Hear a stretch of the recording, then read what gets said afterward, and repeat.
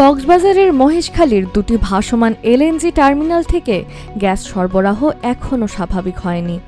এতে জাতীয় গ্রিডে তৈরি হয়েছে বড় ধরনের গ্যাস ঘাটতি, যার প্রভাব পড়ছে শিল্প কারখানা, সিএনজি স্টেশন ও আবাসিক গ্রাহকদের ওপর।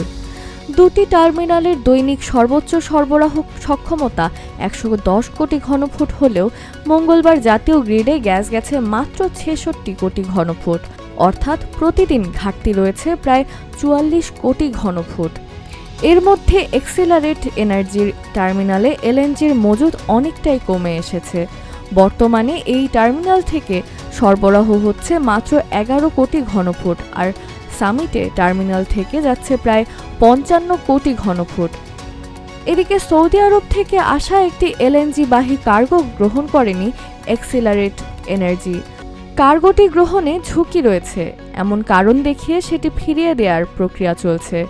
তবে আগামী ২০ আগস্ট একটি নতুন এলএনজি বাহী কার্গো দেশে আসার কথা রয়েছে। সংশ্লিষ্ট কর্মকর্তারা বলেছেন, কার্গোটি টার্মিনালে পৌঁছলে এলএনজি হস্তান্তর করা গেলে সরবরাহ বাড়তে পারে। সাম্প্রতিক সময়েও কারিগরি ত্রুটি ও কার্গো জটিলতার কারণে মহেশখালীর ২ টার্মিনাল থেকে কয়েক দফায় গ্যাস সরবরাহ বন্ধ হয়েছিল।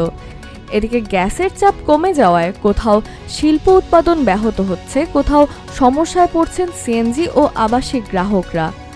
২০ আগস্টের কার্গো আসার পর পরিস্থিতির উন্নতির আশা থাকলেও গ্যাস সরবরাহ পুরোপুরি স্বাভাবিক হতে কত সময় লাগবে তা এখনও নিশ্চিত নয়।